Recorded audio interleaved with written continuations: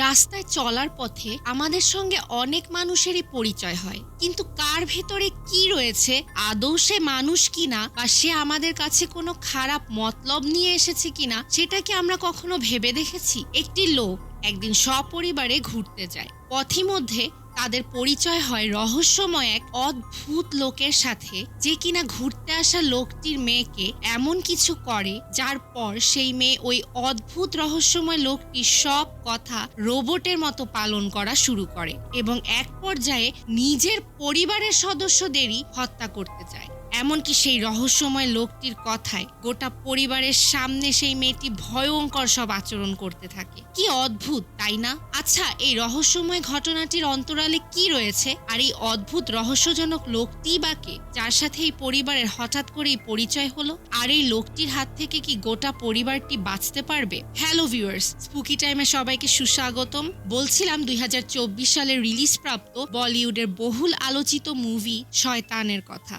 এই শয়তান নামের মুভিটি একটি ইন্ডিয়ান সুপারন্যাচারাল হরর ফিল্ম, যেটা কিনা 2023 সালে রিলিজ প্রাপ্ত একটি বশ নামের গুজরাটি মুভি রিমেক। বর্তমানে ট্রেন্ডিং এ থাকা এই মুভিটির কাহিনী আপনাকে এক মুহূর্তের জন্য বোর করবে না। তবে চলুন এবার হারিয়ে যাওয়া যাক এক রহস্য ঘেরা ভয়ের অন্যরকম জগতে। মুভির শুরুতে আমরা একটি সুখী পরিবার দেখতে পাই। এই হাসি খুশি পরিবারটির বাবার ভূমিকায় হচ্ছেন অজয়। মুভিতে অজয়ের নাম থাকে কবির, কবিরের স্ত্রীর নাম জ্যোতি, আর তার বড় মেয়ের নাম জাহ্নবী ও ছোট ছেলের নাম ধ্রুব। তো আজকে কবির তার মেয়ে জাহ্নবী ও ধ্রুবকে স্কুল থেকে বাড়ি নিয়ে যেতে এসেছে। বাসায় ফেরার পথে জাহ্নবী বাবাকে জানায় যে সে তার বন্ধুদের সাথে লাদাখে ট্যুরে যেতে চায়। মেয়েকে একা এত দূর ছাড়তে কবির প্রথমে রাজি না হলেও পরবর্তীতে বাসায় ফিরে স্ত্রী জ্যোতির সাথে পরামর্শের পর এক পর্যায়ে রাজি হয়ে যায়। তবে জ্যোতি বন্ধুদের সাথে ঘুরতে যাওয়ার আগে তারা একদিন শহরের বাইরে অবস্থিত তাদের নিজস্ব ফার্ম হাউসে ঘুরে আসার প্ল্যান করে। পরদিন সবাই মিলে ফার্ম হাউসে ছুটি কাটাতে রওনা দেয়। তাদের আনন্দ দেখে মনে হচ্ছিল এরকম একটা পারফেক্ট ফ্যামিলি তো সবাই চায়। লং জার্নির মাঝখানে ফ্রেশ হওয়ার জন্য একটা সময় ওরা হাইওয়ের একটি রেস্টুরেন্টে থামে। আর এই রেস্টুরেন্টের ওয়াশরুমে কবিরের সাথে এক অচেনা লোকের দেখা হয়। অচেনা ভদ্রলোক ফোনে কথা বলছিল, আর তার কথাবার্তা শুনে মনে হয় যে সে তার মেয়ের সাথে কথা বলছে। খাবারের বিল পে করতে গিয়ে কবির চা অর্ডার করতে চায়, কিন্তু ক্যাশিয়ারের কাছে ভাঙতি টাকা ছিল না বলে কবির আর চা অর্ডার করতে পারে না। আবার এই নিয়ে দোকানদারের সাথে কবিরের একটু কথা কাটাকাটিও হয়। আমরা একটু খেয়াল করলেই দেখতে পারি কবির ও দোকানদারের বাকবিতণ্ডার সময় পেছন থেকে সেখানে ওয়াশরুমে সেই ভদ্রলোকও হাজির হয়। যাই হোক, ভাঙতি টাকা নেই, তাই আর কি করা, অতএব চা অর্ডার না দিয়েই কবির টেবিলে নিজের পরিবারের কাছে ফিরে আসে। আর চেয়ারে বসতে না বসতেই সেখানে সেই অচেনা ভদ্রলোকটি 3 কাপ চা নিয়ে উপস্থিত হয়। এবার আমরা অচেনা এই ভদ্রলোকের নাম জানতে পারি। ভদ্রলোকের নাম হচ্ছে ভানরাজ। তো প্রথমে ভদ্রতার খাতিরে কবির চা খেতে না চাইলে ভানরাজ বলে যে আরে সমস্যা নেই, আমি আর আপনি তো এখন একই শহরে আছি, ইচ্ছা হলে কখন আমাকেও না হয় 1 কাপ চা খাইয়ে দিবেন। ভানরাজের এত বন্ধু সুলভ ভালো ব্যবহার দেখে কবির মুগ্ধ হয়ে তাকে ওদের সাথে খাবার খেতে ইনভাইট করে, আর ওদের জয়েন করতে ভানরাজও রাজি হয়ে যায়। এদিকে জাহ্নবী ওর বাবা মায়ের পছন্দ মতো অর্ডার করা তৈলাক্ত পরোটা কিছুতেই খেতে চাচ্ছিল না। এখন ভানরাজ জাহ্নবীকে বাসা থেকে নিয়ে আসা একটি লাড্ডু খেতে দেয়, আর জাহ্নবীও দ্বিতীয়বার না ভেবে সরল মনে ছোট ভাইয়ের সাথে কাড়াকাড়ি করতে করতে টপ করে লাড্ডুটি খেয়ে ফেলে। কিন্তু লাড্ডুটি খাওয়ার পরই সে অদ্ভুত ফিল করতে থাকে, যেন কিছু একটা তার মধ্যে প্রবেশ করে সবকিছু চেঞ্জ করে ফেললো। তবে জাহ্নবীর পুরো পরিবার সামনে থাকলেও কেউ কিছুই টের পায় না। এমনকি জাহ্নবী নিজেও পুরোপুরি বুঝতে পারে না যে তার মধ্যে কি পরিবর্তন হয়েছে। এবার জাহ্নবী পরোটা খেতে চাইছিল না দেখে ভানরাজ ওকে খানিকটা আদেশের সুরেই বলে পরোটাটা খেয়ে নাও। এভাবে খাবার খেতে না চাওয়া মানে খাদ্যের অপমান করা। আর এই কথা শোনা মাত্রই জাহ্নবী বাধ্যমের মতো পুরো পরোটাটা খেয়ে নেয়, যদিও ব্যাপারটা কবির ছাড়া আর কেউ সেভাবে লক্ষ্য করে না। আড্ডা খাওয়া দাওয়া শেষে ওরা যখন আবার রওনা দেয়, তখন সবার অগোচরে গাড়ির পেছনের সিটে বসে থাকা জাহ্নবীকে ভানরাজ বিস্কিটের একটা প্যাকেট দিয়ে বলে যে ফার্ম হাউসে পৌঁছে অবশ্যই এটা খেয়ে নেবে। তবে মায়ের মন তো সব সময় সচেতন হয়। জাহ্নবীর মা বিষয়টা খেয়াল করে জিজ্ঞেস করে, লোকটা কি বলছিল রে? তখন জাহ্নবী ব্যাপারটা লুকিয়ে মিথ্যে বলে যে কিছু না, বিদায় নিতে এসেছিল। তবে মুভির এই পর্যন্ত কিন্তু দেখে আমরা একটা জিনিস বুঝতে পারি যে এখানে কিছু তো একটা গোলমাল আছে। ওদিকে অবশেষে ওরা সবাই মিলে ফার্ম হাউসে পৌঁছানোর পর একসাথে অনেক আনন্দ ঘন কিছু মুহূর্ত কাটায়। তবে এরই মাঝে সুযোগ বুঝে জাহ্নবী সেই বিস্কিটটি পুরো খেয়ে নেয়। এরপর হঠাৎ করে জ্যোতি দেখতে পায় যে গেটের বাইরে ভানরাজ দাঁড়িয়ে আছে এবং ইশারা দিয়ে গেটটা খুলতে বলছে। ব্যাপারটা জ্যোতি গিয়ে কবিরকে বলে, কিন্তু রুমে ঢুকতে না ঢুকতেই ওরা দুজন দেখে যে ভানরাজ ওদের ফার্ম হাউসের ভেতরে ঢুকে গিয়েছে। কবির ও জ্যোতিকে দেখে ভানরাজ বলে তার ফোনে চার্জ শেষ হয়ে গিয়েছে, তাই সে তার মেয়ের সাথে ফোনে কথা বলার জন্য কিছুক্ষণ চার্জ দিতে এসেছে। চার্জ হয়ে গেলেই সে চলে যাবে। ওদিকে জাহ্নবী সেখানে এসে বলে যে সেই নাকি ভানরাজকে গেটটা খুলে দিয়েছে। আর ভানরাজ আরো বলে ঘুরে ফিরে কবিরদের ফার্ম হাউসের সামনে এসে ফোনের চার্জ শেষ হয়ে যাওয়াটা নাকি শুধুই একটি কাকতালীয় ব্যাপার। এখন পুরো বিষয়টাই জ্যোতির কাছে একদমই ভালো লাগছিল না। এমনকি কবিরও বুঝতে পারছিল কোথাও তো একটা গন্ডগোল আছে। তবুও নিজেকে শান্ত করে কবির এই ভেবে যে ফোন চার্জ করতে তো 15 মিনিটের মতোই লাগবে, তারপর না হয় আপুরটা এমনি বিদায় হয়ে যাবে। তো ভানরাজকে চা খেতে দিয়ে সবাই ভেতরের রুমে চলে যায়। আর আমরা দেখতে পাই যে ভানরাজ অভদ্রের মতো জুতো সহই টেবিলের উপর পা তুলে দিয়ে চা খাওয়া শুরু করে। কিছুক্ষণ পর সেখানে জাহ্নবী আসে এবং ভানরাজকে অকপটে তাদের পরিবারের সব কথা বেশ ইন্টারেস্ট নিয়ে বলতে থাকে, যেন সবকিছু ভানরাজকে জানানো খুবই জরুরি। এমনকি জাহ্নবী লাদাখ ট্যুরের কথাও ভানরাজকে বলে। সবকিছু শোনার পর ভানরাজ জাহ্নবীকে বলে যে তুমি তো কোথাও যেতে পারবে না, কারণ তোমাকে তো আমার সাথে আমার ঘরে যেতে হবে সারা জীবনের জন্য, বলো ওকে। আর জবাবে আমাদের সবাইকে অবাক করে দিয়ে যন্ত্রের মতো জাহ্নবী বলে ওঠে ওকে। এর মধ্যে সন্ধ্যা ঘনিয়ে এসেছে আর বাইরে মুষলধারে বৃষ্টি শুরু হয়ে গিয়েছে। ওদিকে ভেতরের রুমে বসে জ্যোতি বারবার কবিরকে বলতে থাকে যে ভানরাজের এভাবে এখানে আসাটা না ওর একটুও ভালো লাগছে না। তখন কবির বলে যে চিন্তা করো না, আমি ড্রেস চেঞ্জ করে এই ব্যাপারটা দেখছি, আর ও মনে হয় কিছুক্ষণের মধ্যেই চলে যাবে। ওদিকে ভানরাজ আর জাহ্নবী যেখানে বসেছিল সেখানে ধ্রুব এসে বল ছুঁড়ে মারে আর বারবার ওর বোনকে বল দিয়ে খেলার জন্য বায়না করতে থাকে। তো এই দৃশ্য দেখে ভানরাজ জাহ্নবীকে বলে যে এক কাজ কর জাহ্নবী, আজকে তুই তোর ভাইয়ের সাথে এত খেলা কর, এতই খেলা কর যেন আর কোনোদিন তোর সাথে ওর খেলতে ইচ্ছাই না করে। ভানরাজের কথা শুনে বাধ্য মেয়ের মতো আমাদের সবাইকে আরো একবার অবাক করে দিয়ে জাহ্নবী ওর ভাইকে নিয়ে জোর করে দোলনায় জোরে জোরে দুলতে থাকে। ধ্রুব তখন এতটাই ভয় পেয়ে যায় যে তীব্র চিৎকার করতে থাকে। আর জ্যোতি ব্যাপারটা খেয়াল করে দৌড়ে আসে জাহ্নবীকে থামাতে। এক পর্যায়ে কবিরও সেখানে চলে আসে এবং অনেক কষ্টে জাহ্নবীকে থামিয়ে ধ্রুবকে বাঁচায়। কিন্তু ততক্ষণে ভয়ে ধ্রুব অজ্ঞান হয়ে গিয়েছে। জ্যোতি কোনো মতে ধ্রুবকে নিয়ে ভেতরে চলে যায় আর কবির জাহ্নবীর উপর ভীষণ রেগে যায়। তখন ভানরাজ জাহ্নবীকে বলে যে জাহ্নবী যাও, তোমার পাপাকে সরি বলো। তখন জাহ্নবীও যন্ত্রের মতো ওর বাবাকে সরি বলে। এরপর খাবার খাওয়ার সময় ভানরাজ আবার ওদের ফ্যামিলির ব্যাপারে নাক গলায়। যেমন ও খেতে খেতে বলে যে আমার কিন্তু আপনাদের ফ্যামিলির ব্যাপারে সবকিছু অলরেডি জানা হয়ে গিয়েছে, আপনার মেয়ে যে লাদাখে যাবে সেটাও আমি জানি। জাহ্নবী এক কাজ করো, তুমি তোমার বয়ফ্রেন্ড ভিভানকে কল দিয়ে বলো যে তুমি লাদাখ যাচ্ছ না, ওর সাথে ব্রেকআপ করে ফেলো। আর সবাইকে চমকে দিয়ে জাহ্নবী রোবটের মতো হুবহু তাই করে যা ভানরাজ ওকে করতে বলে। এসব দেখে জাহ্নবীর পুরো ফ্যামিলি প্রচন্ড ভয় পেয়ে যায় আর কবির তখনই ভানরাজকে সেখান থেকে বের হয়ে যেতে বলে, কিন্তু ভানরাজ সেখান থেকে যায় না। তখন কবির এক পর্যায়ে মেজাজ আর ধরে রাখতে না পেরে উঠে গিয়ে ভানরাজকে হাত ধরে টেনে বাসা থেকে বের করে দিতে নেয়। আর ঠিক তখনই গিয়ে বাঁধ সাধে জাহ্নবী। ও বলে যে আঙ্কেল কোথাও যাবে না, এখানেই থাকবে। কবির মানতে না চাইলে এক পর্যায়ে জাহ্নবী পাগলের মতো ব্যবহার শুরু করে এবং নিজের বাবাকেই জোরে ধাক্কা দিয়ে বসে। কবির জাহ্নবীর এমন রূপ দেখে ভীষণ অবাক হয়ে গেলে ও বলে যে আঙ্কেল যেটা বলবে এই মুহূর্তে সেটা করাই আমার জন্য এখন জরুরি বাবা। এ পর্যায়ে ভানরাজ কবিরদেরকে জানায় যে আসলে জাহ্নবীর উপরে সে বশীকরণ বা সহজ বাংলায় বললে কালো জাদু করেছে, তাই এখন থেকে ভানরাজ যাই বলবে জাহ্নবী এক্স্যাক্টলি তাই করবে, কারণ ভানরাজ জাহ্নবীকে পুরোপুরি নিজের বশে নিয়ে এসেছে। এরপর কবিরদেরকে আরো টেনশনে ফেলতে ভানরাজ জাহ্নবীকে বারবার উঠতে বসতে বলে আর জোরে জোরে হাসতে বলে, আবার পর মুহূর্তেই কাঁদতে বলে। এভাবে আর কি সে ওদেরকে ভয় দেখাচ্ছিল আর জাহ্নবীকেও শাস্তি দিচ্ছিল। এসব দেখে জ্যোতি বেশ ঘাবড়ে যায় আর কাঁদতে কাঁদতে ভানরাজকে বলে যে আপনি আমাদের কাছ থেকে আসলে কি চান। তখন ভানরাজ প্রথমে কথার উত্তর না দিয়ে ওদের সবার ফোন এক জায়গায় জড়ো করতে বলে। তারপর জাহ্নবীকে বশীকরণের মাধ্যমে অর্ডার অর্ডার দেয় যে যাও সবগুলো ফোন এক্ষুনি একদম ভেঙে ফেলো। জাহ্নবীও ঠিক তাই করে। এরপর ভানরাজ জাহ্নবীকে কাঁচা চা পাতা খেতে বলে। জাহ্নবী এক কথায় কিচেন থেকে কাঁচা চা পাতা নিয়ে এসে পাগলের মতো খাওয়া শুরু করে। তারপরেই ভানরাজ জাহ্নবীকে নিজের বাবাকেই থাপ্পড় মারতে বলে, আর জাহ্নবীও এক মুহূর্ত দেরি না করে নিজের বাবা কবিরকে থাপ্পড় মেরে বসে। ঘটনার আকস্মিকতায় কবির কি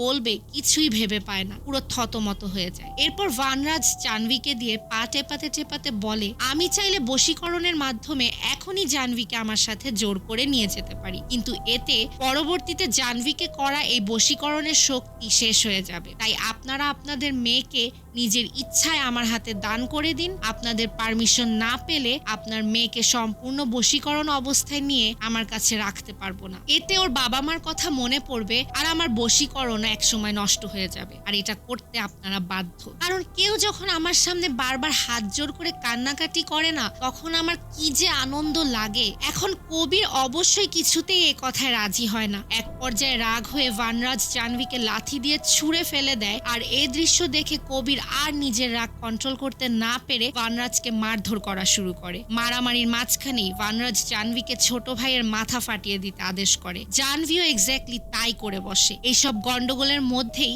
জ্যোতি তার একটি ফোন কিচেনের চালের বক্সে লুকিয়ে রাখে, আর লুকিয়ে লুকিয়ে সেখান থেকেই বারবার পুলিশ স্টেশনে মিস কল দিতে থাকে। এতবার মিস কল পেয়ে থানা থেকে পুলিশ এসে সেখানে হাজির হয়, কিন্তু ঘরের ভেতর পুলিশ ঢুকে দেখে সেখানে সবাই ফ্রেন্ডস এন্ড ফ্যামিলির মতো স্বাভাবিকভাবে বসে আছে আর আড্ডা দিচ্ছে। তবে এর কারণ হচ্ছে ভেতরের কিচেনে ভানরাজ জাহ্নবীকে চালাকি করে গ্যাস সিলিন্ডারের উপর গ্যাস ছেড়ে খোলা ম্যাচের কাঠি হাতে ধরিয়ে বসিয়ে রেখেছে, যেন একটু বেচাল হলেই ও বাড়িতে আগুন জ্বালিয়ে দেয়। ভয়ে জ্যোতি ও কবির মুখ খুলে না এবং অনেক কষ্টে পুলিশকে কোনো রকমে কনভিন্স করে বুঝিয়ে সুঝিয়ে সেখান থেকে বের করে দিতে বাধ্য হয়। কিন্তু এই দৃশ্য দেখে ভানরাজ আরো বেশি রেগে যায়। তখন কবির ভানরাজকে ঠান্ডা করতে টাকা পয়সা গয়নাগাটি নিয়ে যেতে অফার করে, কিন্তু ভানরাজ কবিরের সামনেই সব টাকার গয়না আগুনে পুড়িয়ে দেয়। এর থেকে একটা ব্যাপার ক্লিয়ার হয়ে যায় যে ভানরাজের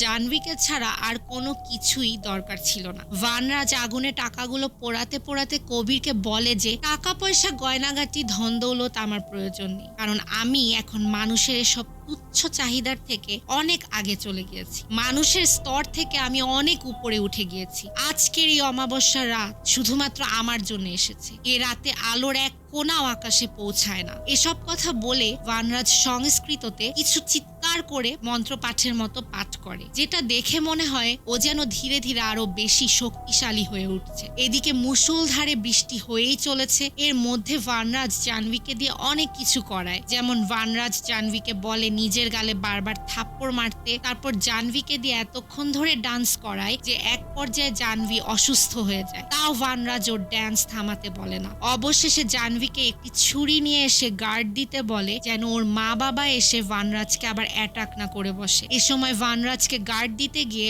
অনেকক্ষণ ওয়াশরুমে না যাওয়ার ফলে বেচারি জাহ্নবী নিজের প্যান্টে প্রস্রাব করে দেয়। এই দৃশ্য দেখে জাহ্নবীর মা জ্যোতি কান্না করে আর বারবার ভানরাজের কাছে রিকোয়েস্ট করতে থাকে যেন ওর মেয়েকে ওয়াশরুমে নিয়ে যেতে পারে। তবে ভানরাজ কিছুতেই পারমিশন দেয় না, আর তার সামনেই জাহ্নবীর প্যান্ট চেঞ্জ করে দিতে বলে। মা হিসেবে জ্যোতি এবার এতটাই রেগে যায় যে বাধ্য হয়ে মেয়েকে চেঞ্জ করে দেওয়ার পরেই রাগে ভানরাজের উপর অ্যাটাক করে বসে। এখন যেহেতু বশীকরণের জন্য ভানরাজকে জাহ্নবী পাহারা দিচ্ছিল, তাই ভানরাজ আর জাহ্নবী এক পক্ষ হয়ে গিয়েছে, আর ওদিকে জ্যোতি আর কবির বিপক্ষ হয়ে ভানরাজের সাথে মারামারি করছে দ্বিতীয়বারের মতো। এখন যেহেতু নিজের মেয়েকে তো আর কেউ মারতে পারবে না, তাই কবির এক পর্যায়ে জাহ্নবীকে সেখান থেকে টেনে নিয়ে বেঁধে ফেলে এবং আটকে রাখে, আর ফিরে এসে ভানরাজকে মারতে মারতে মোটামুটি কাবু করে ফেলে। ঠিক সেই সময় এত মার খেতে খেতেও ভানরাজ জাহ্নবীকে অর্ডার দেয় জোরে জোরে হাসার জন্য, আর জাহ্নবীও নন স্টপ পাগলের মতো হাসা শুরু করে। এই অবস্থা দেখে কবির বাধ্য হয়ে ভানরাজকে ছেড়ে দেয়, কারণ এখন যদি ও ভানরাজকে মেরে ফেলে তাহলে তো জাহ্নবী বশীকরণের জন্য সারা জীবন হাসতেই থাকবে হাসতেই থাকবে। এই হাসি কিছুতেই কেউ থামাতে পারবে না, আর এভাবে কিছুক্ষণ চলতে থাকলে তো মারাও যাবে। এবার ভানরাজ প্রতিশোধ নিতে নতুন শয়তানি শুরু করে। সে জাহ্নবীকে বলে ছোট ভাই ধ্রুবকে মেরে ফেলতে। আর অর্ডার শোনা মাত্রই জাহ্নবী হাতে ছুরি নিয়ে হিংস্রভাবে ছোট ভাইকে খুন করতে যায়। এ সময় ওর বাবা মা ওকে আটকালেও ও তাদেরকে ইমোশনাল ব্ল্যাকমেল করে একটা রুমে আটকে ফেলে। আবার ধ্রুবকে মারার জন্য উত্তাল হয়ে পুরো বাড়িতে খুঁজতে থাকে। অবশেষে অনেক খোঁজাখুঁজির পর জাহ্নবী ধ্রুবকে ছাদে খুঁজে পায়। আর বেশ খানিকক্ষণ ধস্তাধস্তির পর এক পর্যায়ে নিজের ভাইকে জাহ্নবী ছাদ থেকে ফেলে দেয়। ততক্ষণে কোনোভাবে নিজেদের রুম থেকে বের করে কবির আর জ্যোতি নিচে এসে দেখে যে ধ্রুবের অবস্থা বেশ খারাপ। আর এমন একটা সিচুয়েশনে নিজেদের অনিচ্ছা থাকা সত্ত্বেও বাধ্য হয়ে ভানরাজের কাছে ওরা জাহ্নবীকে দান করে দেয়। ভানরাজও বেশ খুশি হয়ে বিজয়ীর মতো জাহ্নবীকে নিয়ে সেখান থেকে চলে যায়। অন্যদিকে ছেলের অবস্থা খারাপ দেখে কবির তাড়াতাড়ি জ্যোতিকে বলে ধ্রুবকে নিয়ে হসপিটালে রওনা দিতে, আর নিজে একটা বাইক ও ফোন ম্যানেজ করে দ্রুত ভানরাজকে ফলো করা শুরু করে। আসলে যে সিনে দেখানো হয় যে জাহ্নবীর সাথে কবিরের ধস্তাধস্তি হচ্ছে, সে সময় এক ফাঁকে কবির নিজের মেয়ের পকেটে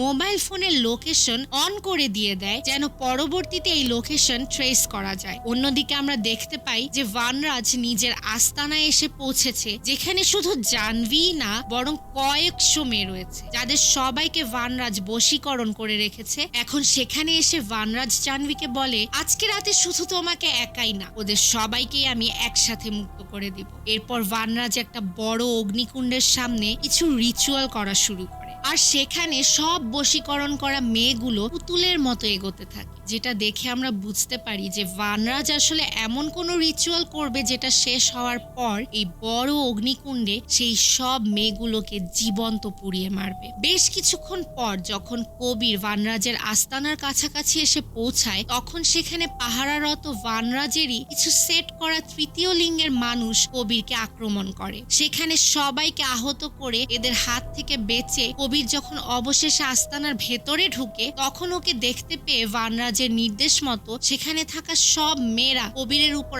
আক্রমণ করতে ঝাঁপিয়ে পড়ে। এদের সবার হাত থেকে অনেক কষ্টে বেঁচে কবির অবশেষে যখন অগ্নিকুণ্ডের সামনে পৌঁছায়, তখন ওকে দেখে কিছুক্ষণের জন্য ভানরাজ নিজের রিচুয়াল বন্ধ করে। এ সময় আহত কবিরকে টানতে টানতে ভানরাজের সামনে নিয়ে এসে মেয়েরা ফেলে। কবিরকে দেখে ভানরাজ এবার নিজের আসল উদ্দেশ্য বলে। আসলে ভানরাজ এইসব মেয়েদেরকে এই অগ্নিকুণ্ডের মধ্যে জীবন্ত পুড়িয়ে আর কিছু রিচুয়াল শেষ করে এমন এক শয়তানি শক্তিতে পাওয়ারফুল হয়ে উঠবে, যার পর ও শুধু কারোর উপর নজর দিয়েই তাকে নিজের বশীকরণের আয়ত্তে নিয়ে আসতে পারবে। তখন আর ওর কাউকে মিষ্টি বা চিনি এই ধরনের কিছু খাইয়ে বশীকরণ করতে হবে না। এ কারণেই এত বছর ধরে ভানরাজ বিভিন্ন সময় এতগুলো মেয়েকে নানানভাবে এখানে নিয়ে এসে বশীকরণ করে আটকে রেখেছে, যেন আজকের দিনে ওদেরকে এই অগ্নিকুণ্ডে বলি দিয়ে এই সব শক্তি হাসিল করতে পারে। এবার ভানরাজ বলে যে সবাই সৃষ্টিকর্তার আয়ত্তে থাকে, কিন্তু কেউ কেউ সৃষ্টিকর্তার আয়ত্তে থাকার যোগ্য না, আর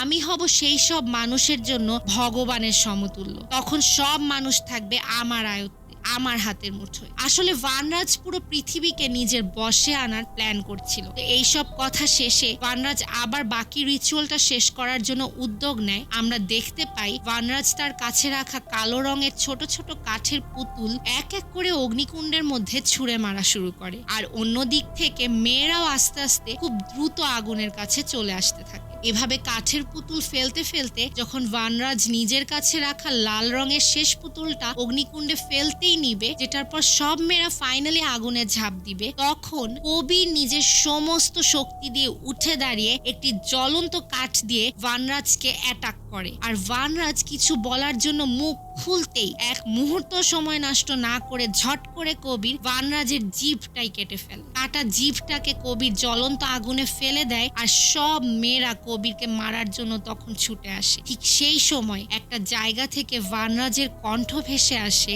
যেখানে ভানরাজ বলে যে তোমরা সবাই আগের মতো স্বাভাবিক হয়ে যাও, আমি তোমাদের সবাইকে মুক্ত করে দিলাম। আর এই কথা শোনার পর সেখানে থাকা সমস্ত মেয়ে ঠিক সেই মুহূর্তেই পুনরায় স্বাভাবিক হয়ে ওঠে। ওদের বশীকরণ ভেঙে যায়, আর ওরা ফাইনালি এই ভয়ঙ্কর শয়তানি বশীকরণের হাত থেকে মুক্তি পায়। আর ঠিক এইখানেই চলে আসে এই মুভির কাহিনীর সব থেকে বড় টুইস্ট। আসলে এই পুরো ঘটনার সময় কবিরের পকেটে একটা রেকর্ডার ছিল। কবিরের ফার্ম হাউসে যখন ভানরাজের সাথে ওদের তর্ক হচ্ছিল, সেই সময় এক পর্যায়ে ভানরাজ ওদেরকে টিটকারি মেরে বলেছিল, তোমাদের কি মনে হয় তোমাদের মেয়েকে আমি ছেড়ে দিব? বলবো যে যাও তোমরা মুক্ত তো আজকের পর থেকে তোমরা আবার আগের মতো স্বাভাবিক হয়ে যাও। তো ভানরাজের বলা এই কথাটা কবিরের রেকর্ডারে রেকর্ড হয়ে যায় এবং পরবর্তীতে এক ফাঁকে কবির রেকর্ডিং এর এই অংশটুকু ছেলে ধ্রুবের সাহায্যে কাট করে, এডিট করে এবং সেভ করে রাখে। আর সেই অংশটাই এখন কবির প্লে করে এই সব মেয়েকে মুক্ত করে দিল, যার সাথে তার নিজের মেয়ে জাহ্নবীও চিরদিনের মতো বেঁচে গেল। এর পরের সিনে আমরা জানতে পারি যে সেখানে পুলিশ এসে তদন্ত করে 108 জন মেয়েকে উদ্ধার করে। এখন এখানে একটা প্রশ্ন আসতে পারে যে ভানরাজ কেন শুধুমাত্র 108টা মেয়েকেই কিডন্যাপ করেছে? কারণ হচ্ছে গিয়ে সনাতন ধর্মে 108 সংখ্যাটা অনেক বেশি গুরুত্বপূর্ণ আর পাওয়ারফুল, তাই তাদের পূজাতেও 108টা পদ্ম অনেক সময় ব্যবহৃত হয়ে থাকে। যাই হোক, এরপর দেখা যায় যে এইসব মেয়েকে পুলিশ তাদের পরিবারের কাছে নিজের বাসায় ফেরত দিয়ে আসে। আর কবির পুলিশকে বলে যে ওই শয়তান লোকটিকে অবশ্যই খুঁজে বের করবেন, যেন ও কোথাও পালাতে না পারে। আর পুলিশও কথা দেয় যে অবশ্যই তারা ভানরাজকে খুঁজে বের করবে এবং শাস্তি দিবে। আর অন্যদিকে জ্যোতি, ধ্রুব, জাহ্নবী আর কবিরও আস্তে আস্তে সুস্থ হয়ে ওঠে এবং স্বাভাবিক জীবনে ফিরে আসার চেষ্টা করতে থাকে। এইসব ঘটনার পর কেটে যায় 1 বছর। 1 বছর পর আমরা শেষ সিনে দেখতে পাই যে এখানে মুভিটি যেই ঘটনাটা দিয়ে শুরু হয়েছিল সেই সিনটি আবার দেখানো হয়, যে একজন লোক মরা ইঁদুর কালেক্ট করছে। আসলে এই লোকটি আর কেউ না, বরং কবির নিজেই। আর ভানরাজ কোথাও পালিয়ে যায়নি, বরং সে আসলে রয়েছে কবিরের কবজায়। 1 বছর আগে পুলিশকে কবির মিথ্যা বলে অভিনয় করেছিল। আমরা দেখি ভানরাজকে ও নিজেই শাস্তি দেওয়ার প্ল্যান আগেই করে ফেলেছিল। আমরা দেখি কবির জঙ্গলের মধ্যে একটা গোপন জায়গায় ভানরাজকে আটক করে রেখেছে এতদিন। আর এই মরা ইঁদুরগুলো কবির সেই গুহার মধ্যেই ভানরাজকে আটকে রেখে শাস্তি স্বরূপ খেতে দিত। কবির ভানরাজকে শেষ দৃশ্যে বলে যে একজন মা বাবা তার ছেলে মেয়েদেরকে বাঁচাতে সব কিছু করতে পারে, আর পরিবারের জন্য বাবা মা যে কত শক্তিশালী হয়ে যেতে পারে তা নিয়ে তোর কোনো ধারণাই নেই। এই বদ্ধ জায়গাটি ভানরাজের জন্য শাস্তি স্বরূপ একটি নরক, আর কবিরই হচ্ছে গিয়ে এখন ওর ভগবান বা শয়তান। আর এই দৃশ্যের সাথেই মুভিটি এখানেই শেষ হয়। এবার যদি চলে আসে এক্সপ্লেনেশনে, এই মুভিটি গুজরাটি বস মুভিটির থেকে অনেক ক্ষেত্রেই ভিন্ন ছিল। বিশেষ করে দুটির এন্ডিং একদমই আলাদা। তবে দুটি মুভির মধ্যে মেসেজ কিন্তু একটাই, অচেনা লোকের থেকে কখনো কোনো খাবার বা কোনো কিছুই গ্রহণ করা উচিত নয়। আর এই পৃথিবীতে মানুষ কখনোই সৃষ্টিকর্তার জায়গা নিতে পারে না, কিংবা শয়তানি শক্তি কখনোই শেষ পর্যন্ত জিততে পারে না। আমার ব্যক্তিগতভাবে বস মুভির এন্ডিংটি বেশি ভালো লেগেছে, কারণ ওইটা শয়তান মুভির থেকে অনেক বেশি বাস্তবসম্মত মনে হয়েছে। আর শয়তান মুভির বেশ কিছু ঘটনা খুব সিনেম্যাটিক লেগেছে। যাই হোক, তো দুটো মুভির এক্সপ্লেনেশন দেখে কমেন্ট করতে ভুলবেন না যে আপনাদের কোন মুভির এন্ডিংটি বেশি ভালো লাগলো। আর আমাদের চ্যানেলে কিন্তু বস মুভিটির এক্সপ্লেনেশন খুব শীঘ্রই চলে আসবে। লিংক ডেসক্রিপশন বক্সে এবং আই বাটনে দেওয়া থাকবে, লিংকে ক্লিক করে মুভিটি চেক করতে ভুলবেন না। তো আজকের মতো এই পর্যন্তই। কথা হবে আবার নেক্সট এপিসোডে নতুন কোনো মুভির এক্সপ্লেনেশন নিয়ে। Till then, don't forget to subscribe our channel and stay with us. আল্লাহ হাফেজ।